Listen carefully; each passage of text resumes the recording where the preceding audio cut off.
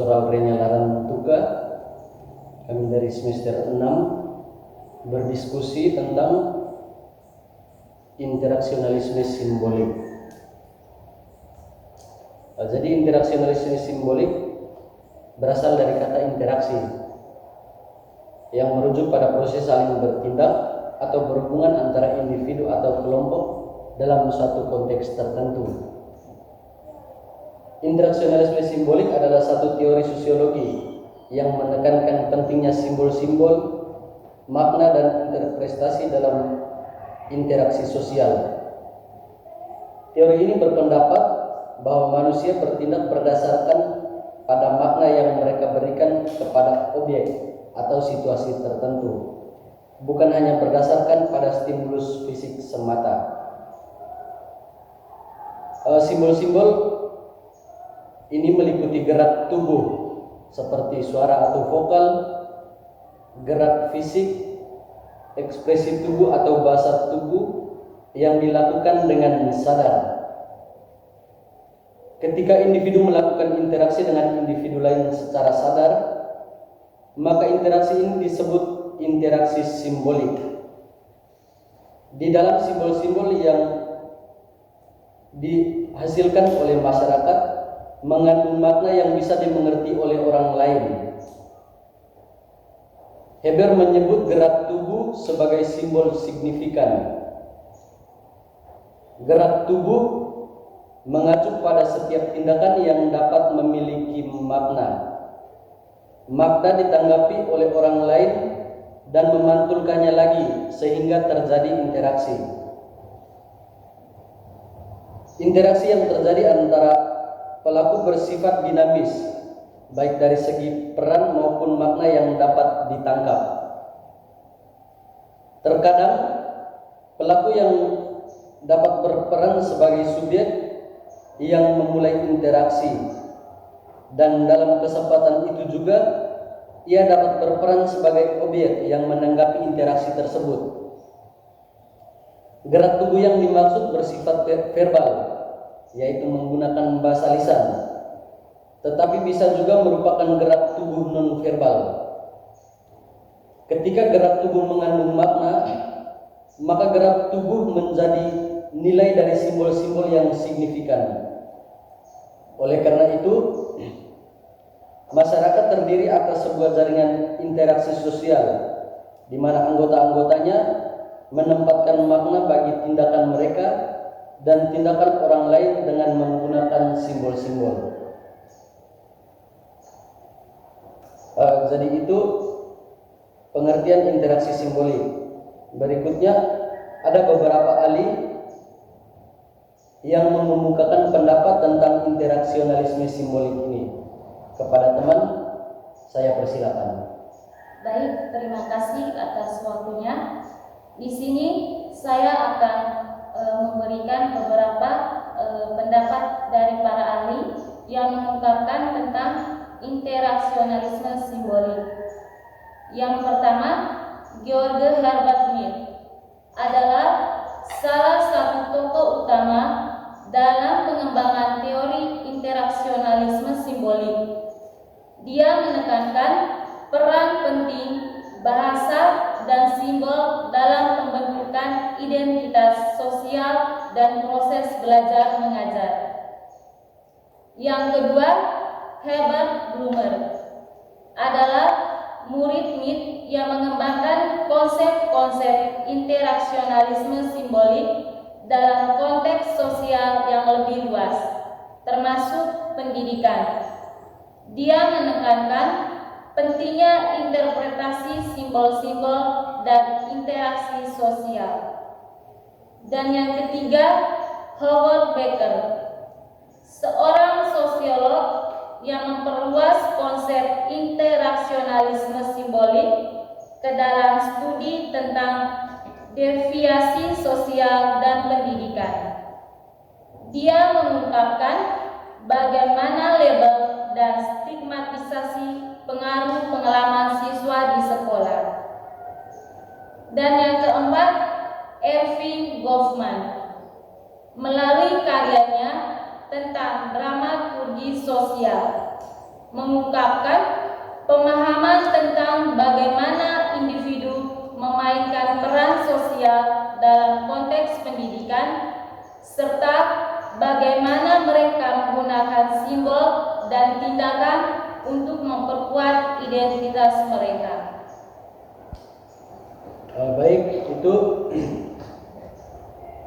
definisi interaksionalisme simbolik menurut para ahli. Apakah ada pendapat dari teman-teman menurut interaksionalisme simbolis ini? Dari saya, menurut pendapat saya mengenai interaksionisme simbolik ini, bahwa di mana individu membentuk identitas melalui interaksi sosial dengan orang lain, dan di mana teori ini menekankan pentingnya konteks sosial dalam membentuk pemahaman tentang diri sendiri dan orang lain. Di sini individu memperoleh pengetahuan, nilai-nilai yang akan membentuk identitas sosial, serta juga memungkinkan individu untuk memahami peran sosial dalam masyarakat. Di sini saya mengambil contoh interaksi sosial yang mana dalam keseharian saya, ketika saya berkomunikasi dengan sesama teman, yang mana dengan interaksi ini, di sini juga dengan individu beradaptasi diri dan membentuk identitas sosial yang terus berkembang. Sekian dari saya. Baik, dari saya, pendapat tentang apa itu teori interaksionisme simbolik, yang mana membahas cara seorang individu berperilaku dan membuat keputusan berdasarkan lingkungan yang ditempati, dan interaksi antar individu berkembang melalui simbol-simbol yang mereka ciptakan. Di sini saya mengambil contoh siswa dan guru berinteraksi di dalam kelas. Bagaimana mereka memberikan dan menerima makna terhadap materi pelajaran, bagaimana mereka membentuk identitas diri sebagai pelajar atau pengajar, dan bagaimana mereka mempengaruhi dan dipengaruhi oleh lingkungan sekolah. Baik, menurut pemahaman saya tentang teori interaksionisme ini, yaitu seperti cara seorang individu berinteraksi atau berperilaku, yang mana interaksi atau perilaku tersebut mendapatkan tanggapan dari orang lain dan memantulkannya lagi. Contoh yang saya ambil di sini seperti ketika siswa ribut di dalam ruangan kelas. Seorang guru memberikan interaksi pada siswa yang ribut, yang pertanda untuk meminta siswanya agar berhenti melakukan keributan di dalam kelas. Sekian dari saya. Baik, jadi di sini saya membuat kesimpulannya bahwa proses pendidikan melibatkan interaksi antara guru dan siswa, serta antara siswa dengan sesama siswa, yang menekankan pentingnya simbol, bahasa, dan interaksi sosial dalam proses pembelajaran dan pembentukan identitas individu. Baik, jadi itu sedikit pengertian mengenai interaksionalisme simbolik, baik dari para ahli maupun dari teman-teman. Yang berikutnya, kita memberikan kesempatan kepada teman untuk menjelaskan tentang definisi teori dari interaksionalisme simbolik. Kepada teman, saya persilakan. Baik, terima kasih atas kesempatan yang diberikan. Di sini saya akan menjelaskan sedikit mengenai definisi teori interaksionisme simbolik. Definisi teori interaksionisme simbolik ini di mana perilaku seseorang dalam berinteraksi yang dipengaruhi oleh simbol yang diberikan seperti bahasa verbal dan non-verbal. Interaksi manusia ini dipengaruhi oleh proses komunikasi, di mana manusia sangat dipengaruhi oleh komunikasi sebab manusia hidup secara berdampingan antara satu dengan yang lain. Setiap individu pastinya mempunyai suatu kebudayaan dalam berkomunikasi di tengah suatu kebudayaan dan sosial masyarakat, sehingga bisa menghasilkan makna buah pikiran yang disepakati secara kolektif, sehingga dapat dikatakan setiap bentuk interaksi sosial yang dilakukan oleh setiap individu tersebut akan mempertimbangkan sisi individu tersebut. Melalui pengantaran berupa simbol manusia akan dapat mengutarakan perasaan, pikiran, dan maksud. Di sini terdapat 3 dasar ide interaksionisme simbolik. Yang pertama, mind, pikiran, di mana kemampuan kita untuk menggunakan simbol yang bermakna. Yang kedua, self, diri, kemampuan untuk merefleksikan diri setiap individu dari penilaian dan sudut pandang orang lain. Yang ketiga, society, masyarakat, di mana hubungan sosial yang diciptakan, dibangun, dan distrukturkan oleh tiap individu dalam kalangan masyarakat. Baik, teman bisa berikan contoh dari definisi teori ini? Baik, di sini saya mengambil contoh yang mana terjadi di sekolah.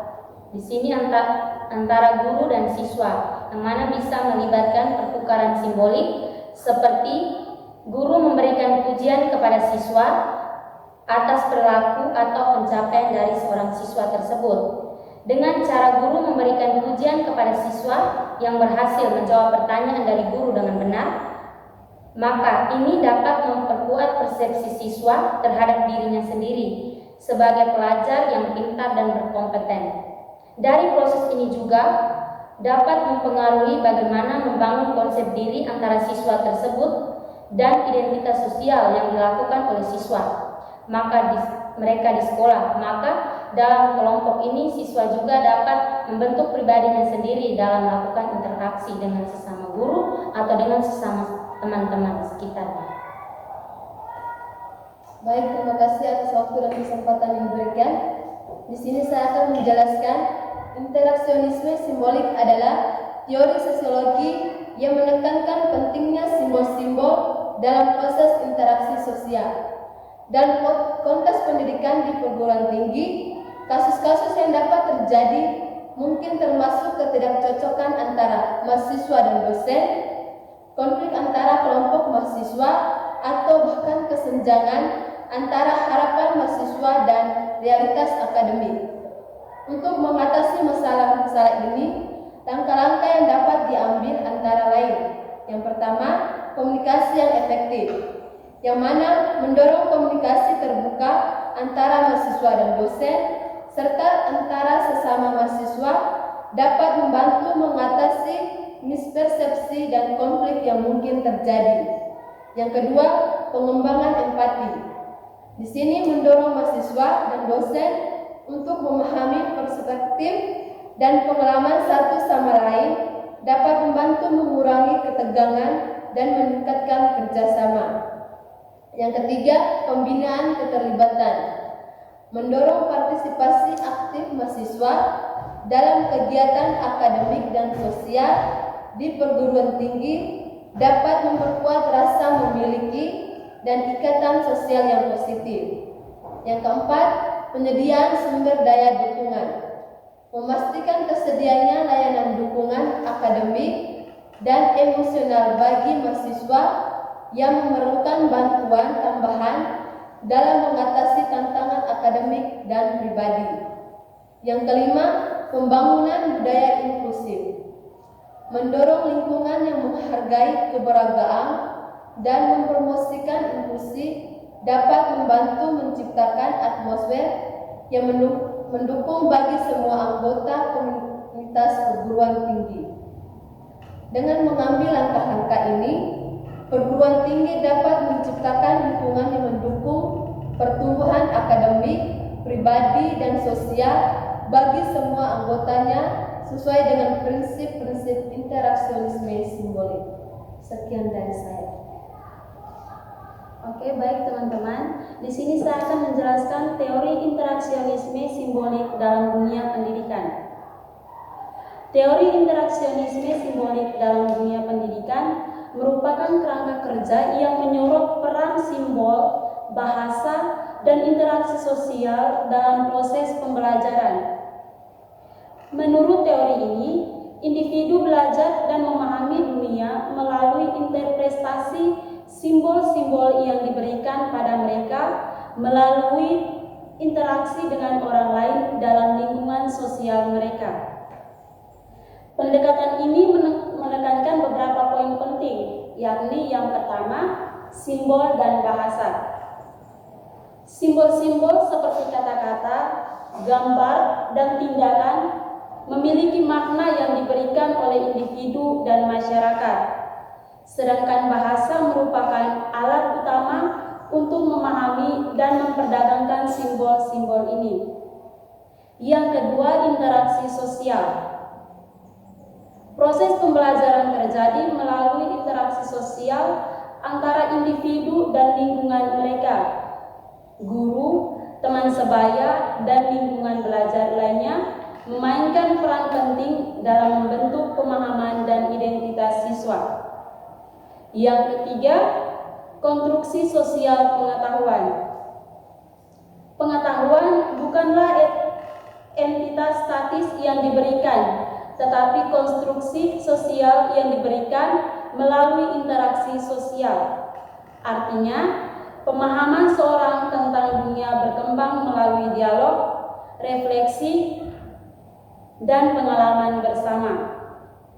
Yang keempat, identitas sosial. Interaksi sosial juga membentuk identitas individu. Melalui proses interaksi, individu memahami bagaimana mereka dilihat oleh orang lain dan bagaimana mereka berperan dalam masyarakat. Teori interaksionisme simbolik dalam konteks pendidikan menekankan pada pentingnya lingkungan belajar yang mana memfasilitas interaksi sosial yang kaya dan memperkuat penggunaan simbol dan bahasa dalam proses pembelajaran. Selain itu, peran guru sebagai mediator yang membantu siswa memahami dan memperdagangkan simbol-simbol juga ditekankan dalam teori ini. Sekian dari saya. Baik, terima kasih. Kita telah mendengar pengertian serta contoh dari teori interaksionalisme simbolik, baik dari para ahli maupun dari teman-teman. Jadi di sini kita mengambil kesimpulan bahwa teori interaksionalisme simbolik adalah kehidupan masyarakat. Kehidupan masyarakat itu terbentuk melalui proses komunikasi dan interaksi antar individu dan antar kelompok dengan menggunakan simbol-simbol yang dipahami maknanya melalui proses belajar. Tindakan seseorang dalam proses interaksi itu bukan semata-mata merupakan suatu tanggapan yang bersifat langsung terhadap stimulus yang datang dari lingkungan atau dari luar dirinya, melainkan dari hasil sebuah proses interpretasi terhadap stimulus. Jadi jelas bahwa hal ini merupakan hasil proses belajar dalam arti memahami simbol-simbol dan saling menyesuaikan makna dari simbol-simbol tersebut. Meskipun norma-norma, nilai-nilai sosial dan makna dari simbol-simbol itu memberikan pembatasan terhadap tindakannya, namun dengan kemampuan berpikir yang dimilikinya, manusia mempunyai kebebasan untuk menentukan tindakan dan tujuan yang hendak dicapainya. Interaksionalisme simbolik sesungguhnya sudah dijalankan dalam hidup bersama sebagai suatu kesatuan yang disebut masyarakat. Interaksionalisme antar individu dengan masyarakat membuat individu bertumbuh dan berkembang dengan baik dalam hubungan sosial, baik hubungan dengan kelompok primer Kelompok primer ini hubungan dengan keluarga dekat maupun dalam relasi sekunder yang berada di wilayah yang sama dan tidak terjadi perjumpaan terus-menerus dan tidak ada ikatan kekeluargaan. Interaksionalisme antar individu dalam suatu masyarakat terjadi melalui proses.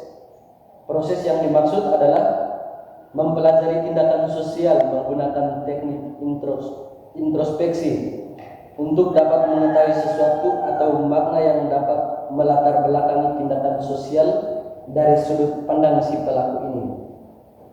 Dengan demikian, manusia bertindak bukan hanya karena stimulus respon, melainkan juga didasarkan atas makna yang diberikan terhadap tindakan tersebut.